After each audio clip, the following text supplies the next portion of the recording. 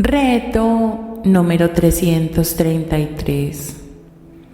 El perdón pone fin al sueño de conflicto.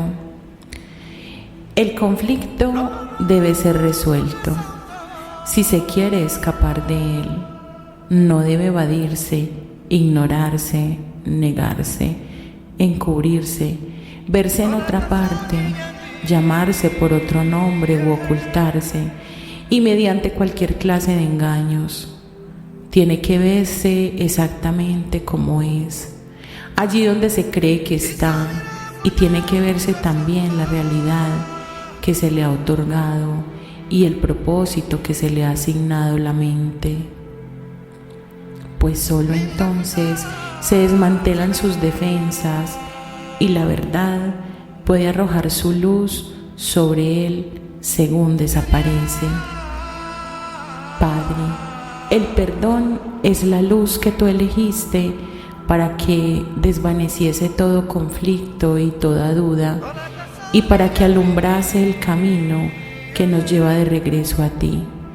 Ninguna otra luz puede dar fin a nuestro sueño malvado, ninguna otra luz puede salvar al mundo, pues dicha luz es lo único que jamás ha de fallar, ya que es el regalo que le has hecho a tu Hijo bien amado. Cierra tus ojos. Toma conciencia del instante presente.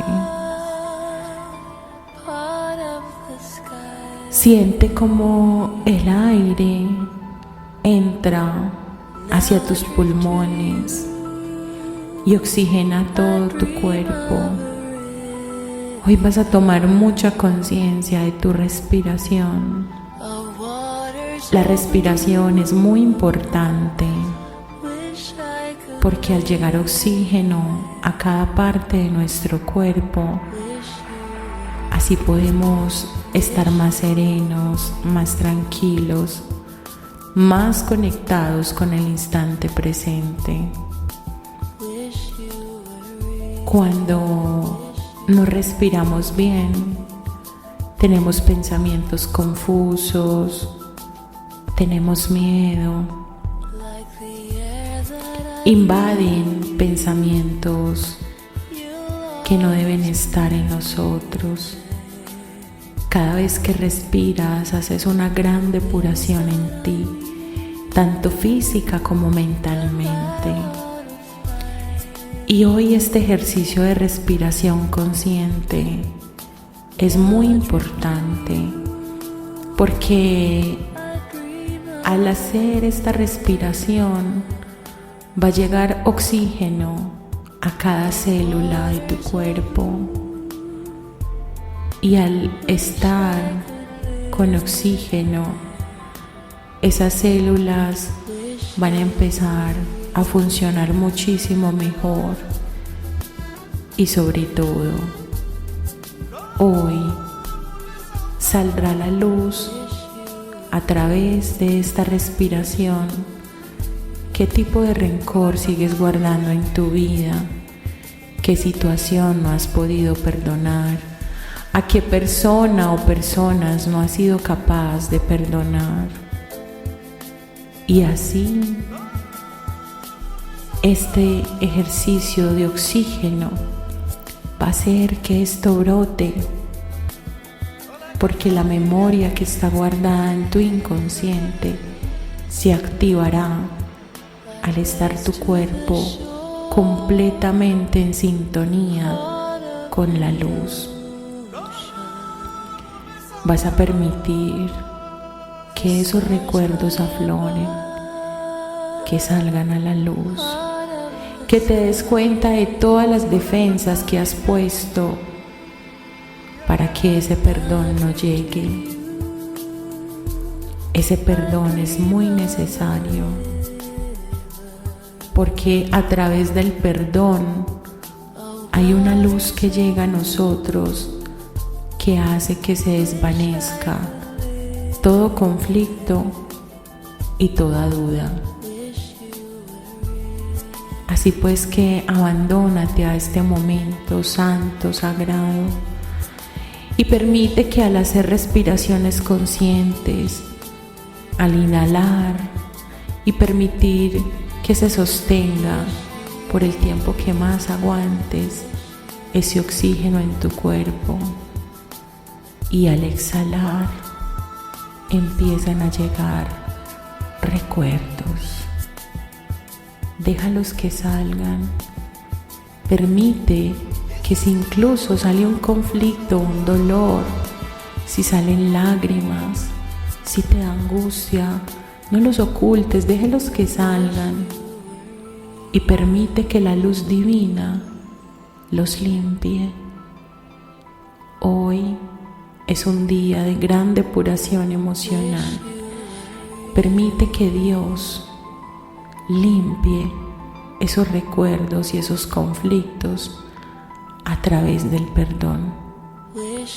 Y así te vas a quedar abandonado en este momento, sintiendo ese perdón.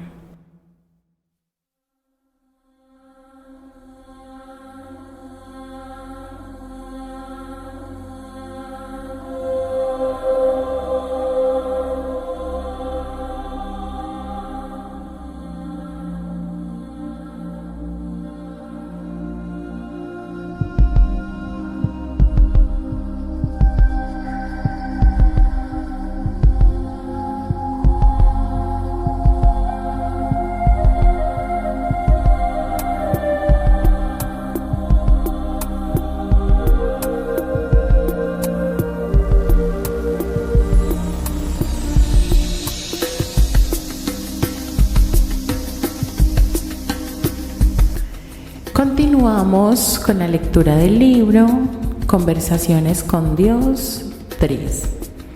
Por supuesto, lo único que es diferente es la definición del yo. Un ser humano define el yo muy estrechamente. Ustedes hablan de su yo, de su familia, de su comunidad. Un SME define el yo de manera muy diferente. Habla del yo, de la familia, de la comunidad, como si fuera uno solo. Solo hay uno, ese es todo el asunto. Comprendo. Por lo tanto, en una cultura muy evolucionada, un ser, por ejemplo, nunca insistiría en criar sus hijos si ese ser se demostrara constantemente a sí mismo su propia falta de habilidad para hacerlo. Por ese motivo, en las culturas sumamente evolucionadas, los niños no crían a los niños, los hijos se entregan a las personas mayores para que los eduquen. Esto no significa que los recién nacidos se separen de aquellos que les dieron la vida, se les quitan de los brazos y se entregan a personas extrañas para que los críen. No es así.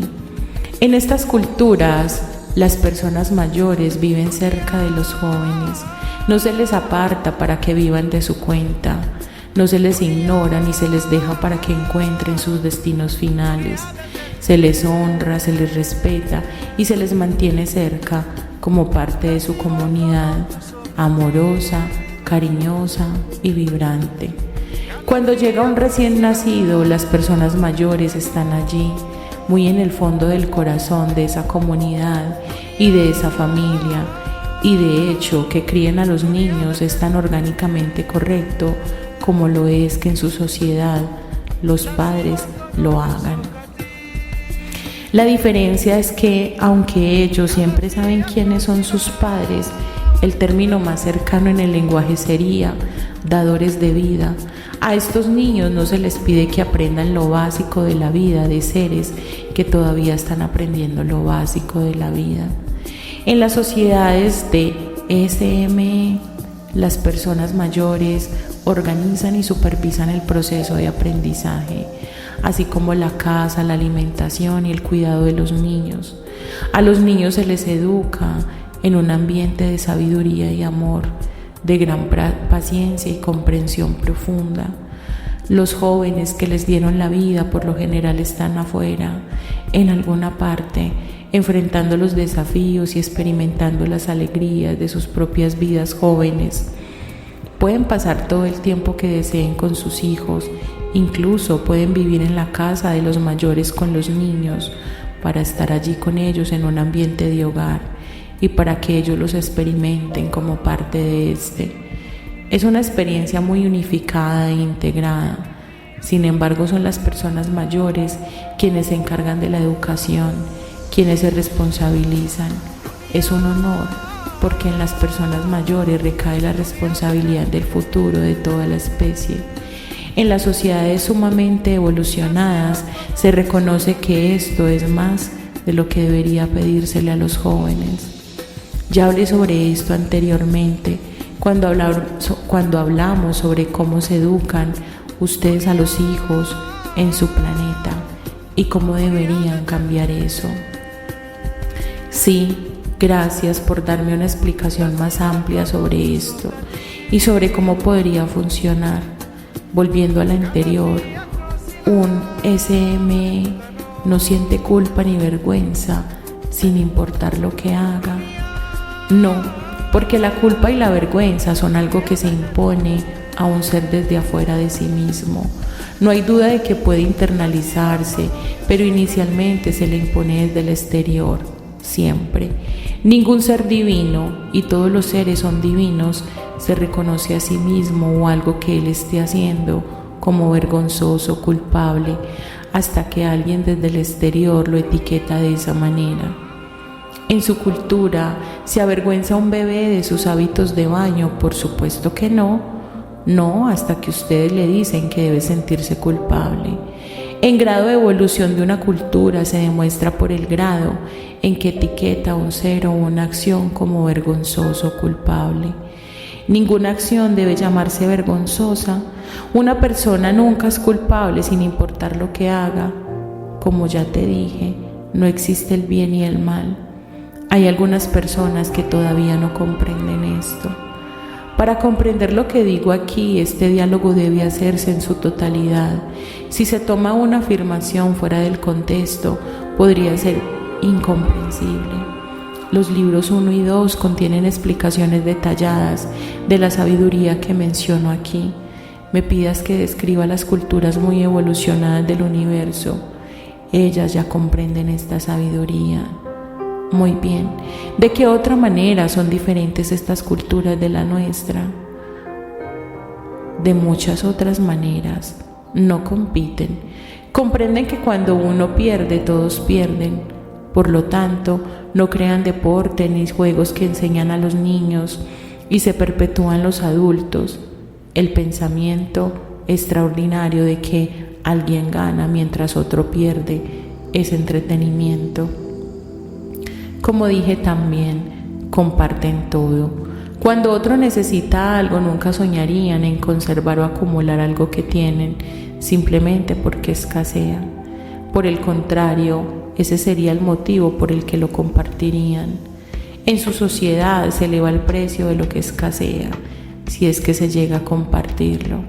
De esta manera aseguran que si van a compartir algo que poseen, al menos se enriquecerán haciéndolo. Los seres muy evolucionados se enriquecen también compartiendo las cosas que escasean. La única diferencia entre los SME y los seres humanos es cómo definen un SME enriquecerse. Un SME se siente enriquecido al compartir todo libremente, sin necesidad de tener una ganancia. En realidad, esta sensación es la ganancia. Hay varios principios guías de su cultura que producen sus comportamientos. Como dije anteriormente, uno de los más básicos es la supervivencia del más apto. Este podría llamarse el segundo principio guía. Abarca todo lo que en su sociedad ha creado: su economía, su política, sus religiones, su educación y sus estructuras sociales. Continuamos con la reflexión del día de hoy. Bueno, hay 2 puntos importantes en esta lectura que hacemos hoy. Y uno de ellos es la manera en que se crían los hijos en sociedades altamente avanzadas. Y el segundo es el tema de la competencia y la supervivencia. Y esto que acá se narra se parece mucho a muchas culturas primitivas de nuestra tierra. Y les voy a explicar por qué.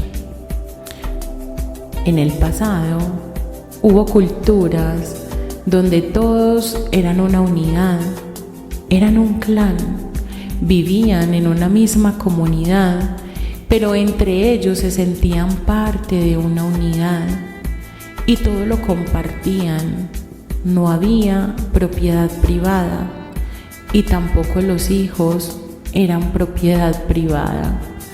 Cuando nacía un pequeño, la comunidad se encargaba de él. Aunque habían dos progenitores, en muchas ocasiones ni siquiera se reconocía quién era el padre o la madre o quién lo había engendrado, porque ese ser era una responsabilidad de toda la comunidad, de que creciera bien, que llegara un nuevo ser a la comunidad era un motivo de alegría y de regocijo para todos. No era solamente motivo de alegría para sus padres, y como todos se sentían uno, todos se sentían en la obligación de cuidar y de velar por ese hijo, incluso los padres mismos que le habían dado la vida. Esto es muy difícil de comprender, y si esto se entendiera en el contexto de ahora, sería imposible hacerlo. En este momento, tal como estamos ahora, no podríamos decir que vamos a tener hijos irresponsablemente y que vamos a ir a vivir la vida loca y se lo vamos a dejar a nuestros padres, porque así es la vida y muchas veces sucede así. Los padres, o los abuelos más bien, terminan ocupando un lugar de criadores de sus hijos, de los nietos, porque sus propios hijos son incapaces de hacerlo.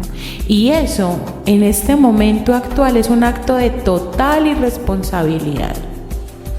Es un acto de total irresponsabilidad de privar a unos abuelos de tener una vida, de salir a descansar para dedicarse a cuidar los nietos. Pero, como lo dice Dios en estas líneas, entender solo un fragmento de este libro y acomodarlo a la propia holgazanería sería muy triste, porque no es lo que quiere decir Dios. De hecho, Él dice, tú me pides que se describa cómo son, así son, pero hay un contexto muy diferente. Es más, como lo dice en líneas iniciales, si una persona desde su alma se siente que no está preparada para tener hijos, sencillamente no los tienen, o desde su cuerpo hay alguna imposibilidad para hacerlo.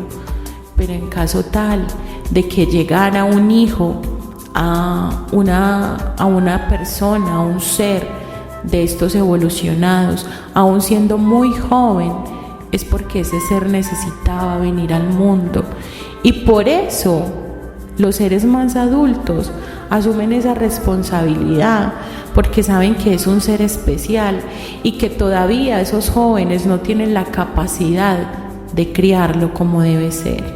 Pero no es lo común, no es la regla. Simplemente cuando la persona tiene la madurez de ser padre, lo es. Por lo tanto, hay que ser muy conscientes de que hay muchas cosas que no se pueden tomar para acoplarlas a nuestra vida cotidiana. Para que eso suceda, tenemos que haber hecho grandes saltos cuánticos. No vamos a tomar irresponsablemente nuestra labor de ser padres. Si tú eres padre o eres madre, debes asumir esa responsabilidad tú a plenitud, porque tú decidiste serlo. Bueno, y la otra parte es referente a el tema de la supervivencia y sobre el tema de la posesión. No hay posesión, nada se posee, nada es de nadie, todo es de todos. Por lo tanto, no hay supervivencia. Uno sobrevive y supervive cuando hay un sentimiento de miedo o de carencia. Y en las sociedades altamente evolucionadas no la hay. ¿Cómo aplicar eso a nuestra vida? ¿Cómo sentir que nosotros no tenemos una posesión? Sintiendo que administramos los bienes. Si nos llega algo, no es mío, lo administro. Y eso es mucho mejor porque lo vas a valorar más y lo vas a cuidar más. Si se acaba, llegará otra cosa. Es romper el mecanismo de sobrevivencia. No necesitas vivir en modo sobrevivencia. Sabe que la abundancia infinita está contigo y que si algún recurso se acaba, vendrá otro de otra manera. Eso es romper la cadena del miedo. Y bueno, con esta reflexión les dejo el día de hoy, el reto 333. Que lo disfruten. Les mando un abrazo.